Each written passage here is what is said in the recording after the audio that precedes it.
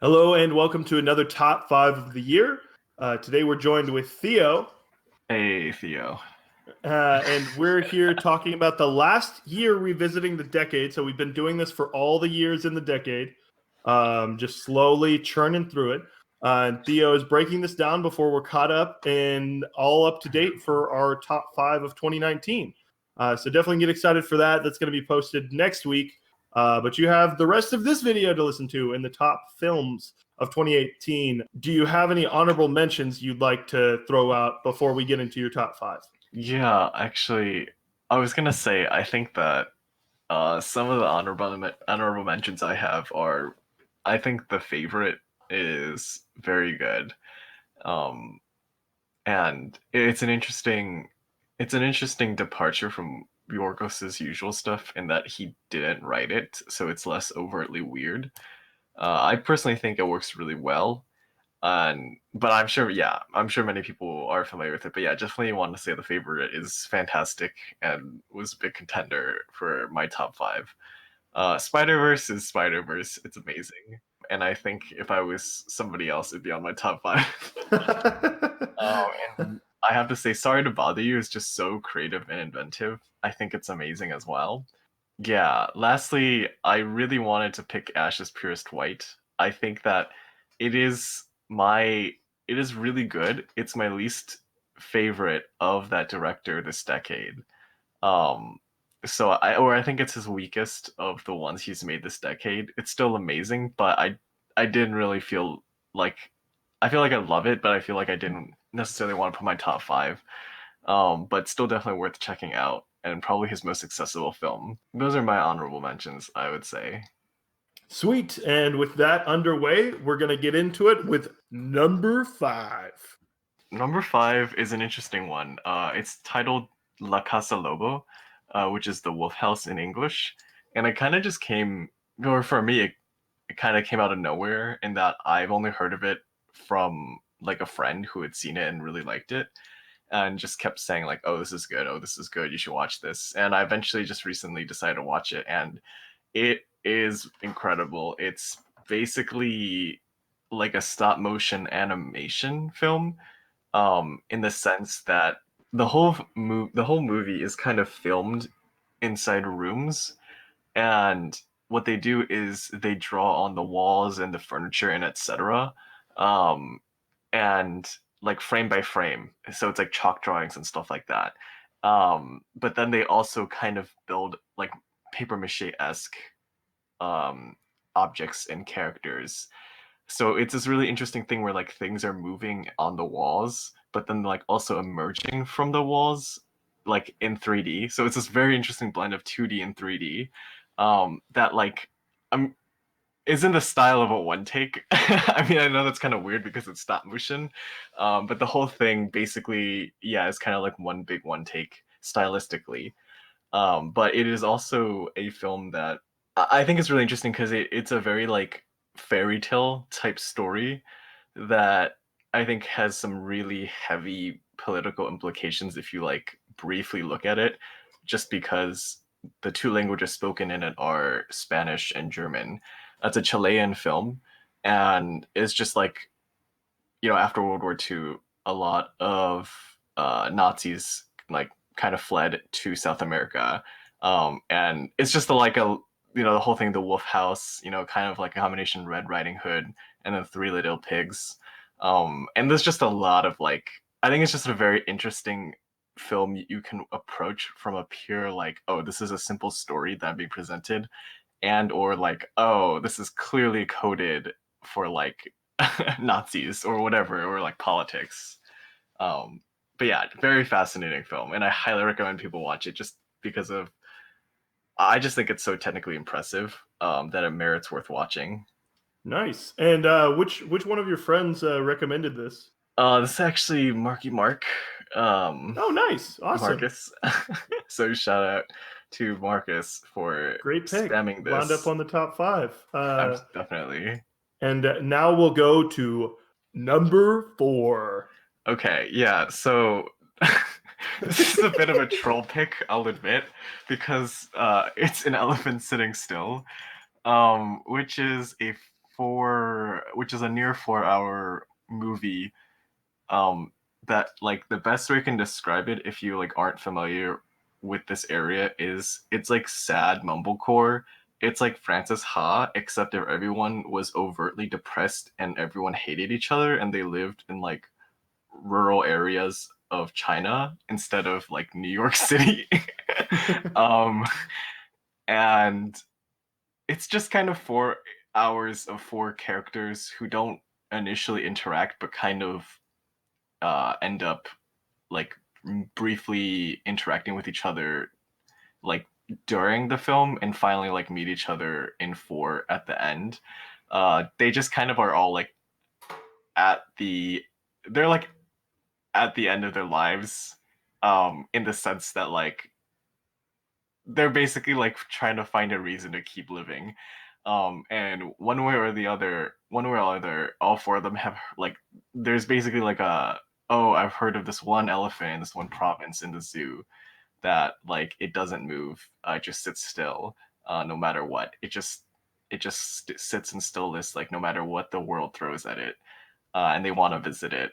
And I like there's no real overt meaning in it, but it's very obvious like, oh, again, this is clearly like allegorical for some other stuff, whatever you want to read into it. I don't know, it's just very like it just reads like a really depressing capitalist fable, I guess. Um but I think it's definitely one of my favorite films of 2018. Um I just think it's a very like it's just a very moving, it's very affecting piece. It's just one giant mood piece that makes you feel like you no longer want to exist. And I don't know. It's just a film you need to let wash over you. It's also one that I don't think I would ever like recommend to somebody. Um, except I just did for Secret Cinema. Oops. Um, but I think it's a significant work, and I just I think the story behind the film kind of makes it more infamous just because shortly after it was made, its director committed suicide. So yeah, it just essentially is kind of like a cursed movie, in a few ways. Um, but yeah, it's sorry, No, it's just it's that hard to even talk about. yeah, no, you're good. Definitely one it's been on my watch list for a while, just because it's so many people have found so much to it.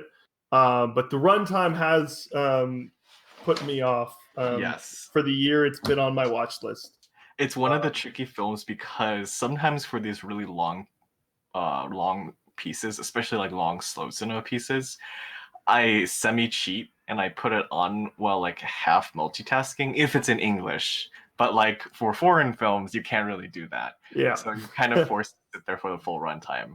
And I think the best way I found that to like describe this is it's just like it's extraordinarily consistent. You can definitely say it's slow, but it's extraordinarily consistent in its pacing.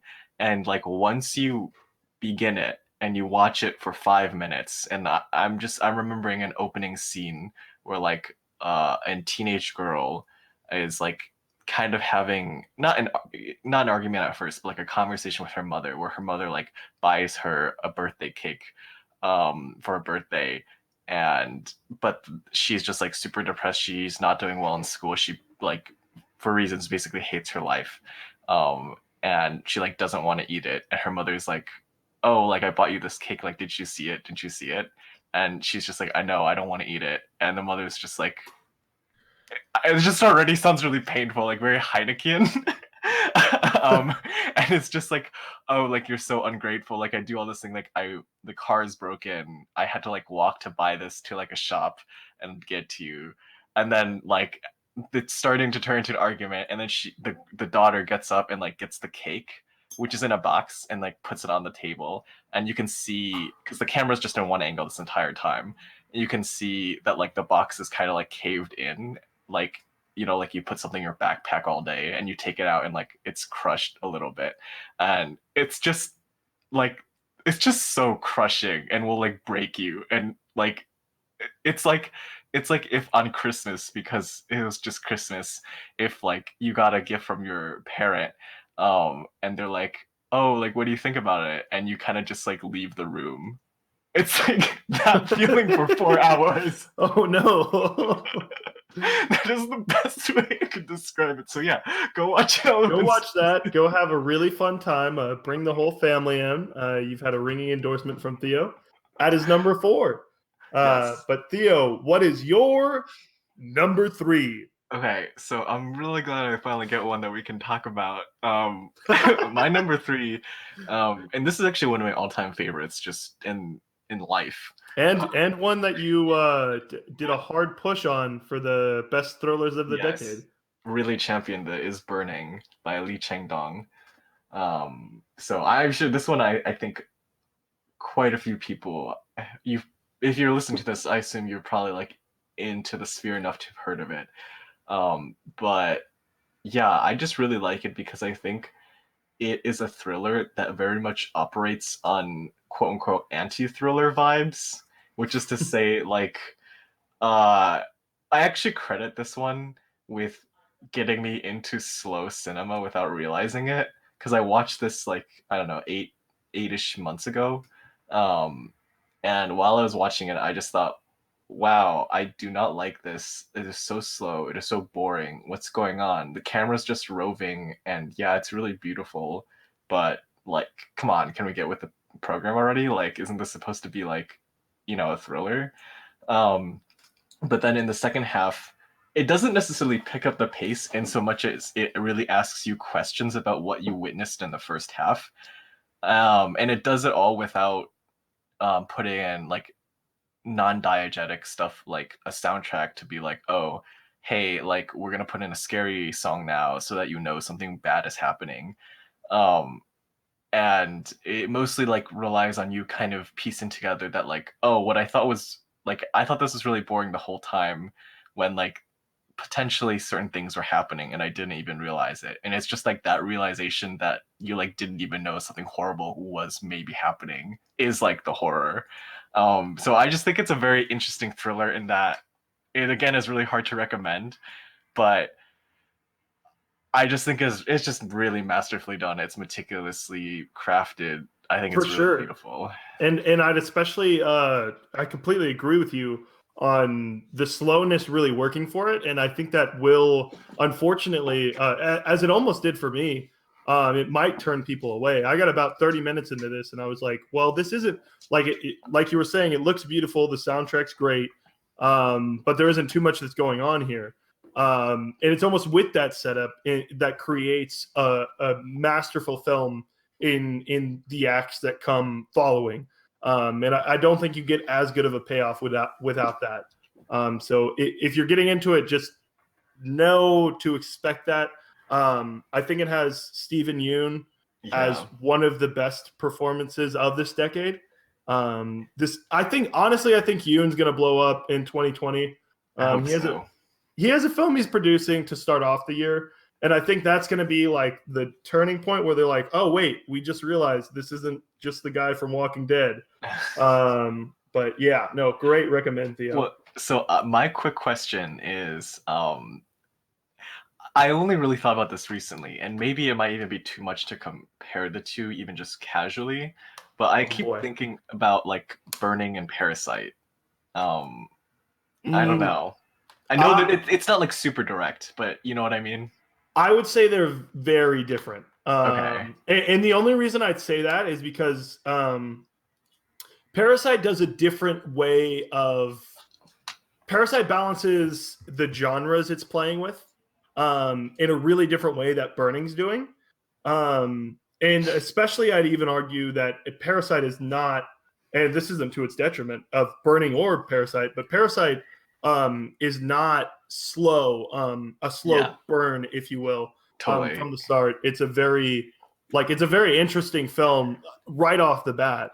I do see some of what you're getting at because there's I'm sorry. I can't get into it for both of them because I don't want to spoil. And you're right. I'm thinking like as like two very different approaches to like the subtext. Yeah, and I think those would actually make for an incredible double feature. So no, I kind of endorse this. No, just You a get random thought, because you yeah, get the dong, then the bong. yep, combine the two, and you get a hospital visit. We're gonna move to Theo's number 2. Okay, so I actually have. I know you've seen this one because I recommended it to you, and I actually forget exactly what you're like. I know a little bit of your thoughts on it, but yeah, my number 2 of this year has got to go to Lars Von Trier. Sorry, um, I'm not even Sorry. that proud that I love this one that much. But The House That Jack Built, I think it is. Having now seen Nymphomaniac, I think it's very interesting because his his most well known, I think, tends to be Antichrist Melancholia and then Nymphomaniac, in that they kind of make an unofficial, what he calls a depression trilogy. And just, I think many people know about Melancholia. It's probably his most accessible. And I think many people know about Antichrist, for better or for worse, just from its infamy. And so it's very interesting because I found that Nymphomaniac and The House That Jack Built are actually very similar. And so it's just very interesting in that you can see how Lars von Trier is moving in his career, and that Nymphomaniac is very didactic and it's almost told as like a story. It's basically one long confessional between somebody who must confess what she's done in her life and somebody who listens to it. And in a very similar way, The House That Jack Built operates on that, where Jack is a murderer. He's also an architect, and he's talking to an at first unnamed kind of priest, sort of, or not priest, just like someone who's listening, like confessional, A presence, and a presence. And he just kind of narrates the murders he's done in his, from like the start, like how it all started, like how it got the urge, the first murder, onwards. And I can completely understand if people hate this. This is a movie that I'm like, whatever you rate it, I'll be like, no, that completely makes sense. It like almost kind of, it's just a film where any rating makes sense, because uh, it's it's a Lars film, and he's an edgy little boy, and he puts in some things that are hard to watch, and yeah. I don't No, it's think, not a. yeah, It's okay, but I get what you're saying, and maybe people should be worried for me a little bit admitting this, but it's almost like the way he presents all these terrible, messed up things he's doing. Like, you're enjoying the journey, or at least I was, and I yes, was like, yes, what is? Because I kept thinking to myself, I was like, what is this doing to get me almost giddy when these terrible things are happening over and over? Almost like some of them are even played for comedy, hmm, and you're laughing along with the movie. yeah, definitely, And yeah, no, I'm actually. I know you said you didn't remember. I'm actually a big fan of this. I know I oh, didn't rate it because it's a MySpace film that we did for a little challenge. But yeah, no, I'm a big fan of House That Jack Built. Theo actually was penciled in for this video because the House That Jack Built, Theo had number 1, but yeah, I Lars know. hit the road. But we'll get to the number 1 in a sec. But no, The House That Jack Built, phenomenal film. Got some amazing payoffs, I would say. It's okay. I know this isn't going to make any sense, but so I wasn't too fond of The Lighthouse. Oh, Um, yeah, I completely understand. for what The Lighthouse is going for, that a lot of people enjoyed, like that's what I got out of The House That Jack Built. Yep, Um, honestly, I can see that. Sorry, keep going. That's so interesting. no, you're fine. It's not like it's similar to what you said with Burning and Parasite. Just came to mind. Um, it's just there's going to be a lot of people, like even me with The Lighthouse, that don't see the themes, the metaphors, all that bigger picture stuff in The House That Jack Built, that I think make the movie for me. So again, like Theo said, any rating Yeah. could be for this film. But I think even if it's similar to Joker also, because even if you don't like Joker, you still walk away being like, oh, Joaquin Phoenix is a great actor. I think the same can be said for Matt Dillon in this role because he commits hard. Yeah, it honestly it feels like it's both a natural and a weird comparison to make. But I think if you're someone who enjoyed American Psycho, but you wish it went harder, then The House That Jack Built is kind of like it's the answer to my prayer because I really like American Psycho, but I was always like, oh, I kind of wish it went a little bit further. I kind of wished it pushed more. Yeah, no, I definitely understand that. And of course, now we're getting to the coveted number one. Yeah, I'm so sorry, because I'm gonna pick another one that you haven't seen. So yeah, my number one pick of the year will be Long Day's Journey into Night, and it's another film that I think maybe not as strongly, but I think if you give it a rating, it doesn't matter what rating it is, I'll understand mostly because it is kind of experimental, in the sense that it's a difficult to describe, but it's essentially quote unquote neo noir, um, a Chinese neo noir that is divided into two separate halves, and the first one feels very much like Wong Kar-wai directing a Tarkovsky movie, in that um, the director of Be Gone is he just really likes to play around with time a lot, which is something that Tarkovsky does a lot. I've only seen 4 of Tarkovsky's. I need to see the other big 3. But you can definitely tell that, yeah, there's just a lot going on in terms of like, oh, time is mentioned a lot. Things are not told in like a linear order necessarily, but it's different than Memento, where like you can clearly tell there is a method to the madness.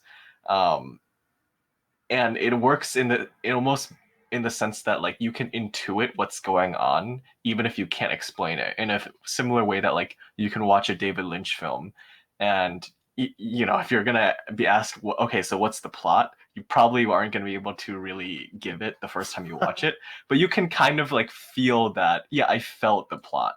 And so it's very similar here, but it's done in a way that I just really love from directors like Wong Kar-wai, in that it's very sumptuous. It's very much a mood piece. It's very much all it's all about the feel and the vibe, and if you're vibing with the feel. um, and so that's the first half. It's all like very sporadic, very disparate. You're not really sure what's exactly going on. And then the second half is kind of the thing that people remember it for, which I agree, it's amazing, and it's essentially 1 hour long, one take. And here, whereas if the first half was Wong Kar-wai directing a Tarkovsky movie, here it's like Tarkovsky directing a Wong Kar-wai movie, and that it's just this really slow but it's just very slow but consistent like movement in scenery going about like one rural Chinese village. Um, and the fact that it's all done in one take is very impressive for reasons like you can just see so many moments where if something wasn't executed perfectly, it's screw up entirely. For example, there's a moment in there where someone has to like get a shot at a pool table, like get it in. And like if they didn't get it in on that try, it's like, all right, well, next, gotta retake this. But even more than that, it's very difficult to explain. I think once you witness it in its entirety, it feels very transcendent. And the other thing is filmed in 3D. So if you're one of the lucky people to have seen it in theaters with 3D glasses, I heard it is even more of a transcendent experience. And it's one of the biggest motivators for me to eventually one day get a 3D, Blu-ray player. Also, sorry, sirens. You might want to. I can edit that out. The cops are coming to get you, Theo. Recommending foreign film. I'm sorry. That's 4 in a row. We wanted Spider-Verse, Theo. I know. I'm sorry. I just like. I really think like it's just so hard to explain my love for this without just, hey, it's the vibe. Are you vibing with it? Because I'm vibing with it. And I truly think he's operating on a cinematic language that, while not completely extraordinarily new, is very inventive while also being it's very inventive and very impressive while also being surprisingly accessible. And I hope I'm right, but I think this guy is ahead of his time. Nice. Yeah. No, that's going to wrap up the top 5 list. Now you guys have an amazing recommendation in Long Day's Journey into Night, which will have an automatic bid for our attorney. Wait, no way. Are you kidding? Yeah, I didn't know that. as I sort of was alluding to before, all of our top 5s of the decade have one film, the number 1, that will make it into our tourney. And this, of course, is going to be the last one in that series. And you guys can look forward to the one coming on Tuesday for 2019 as well. Make sure to check out those other videos. And, of course, get involved with the fan vote.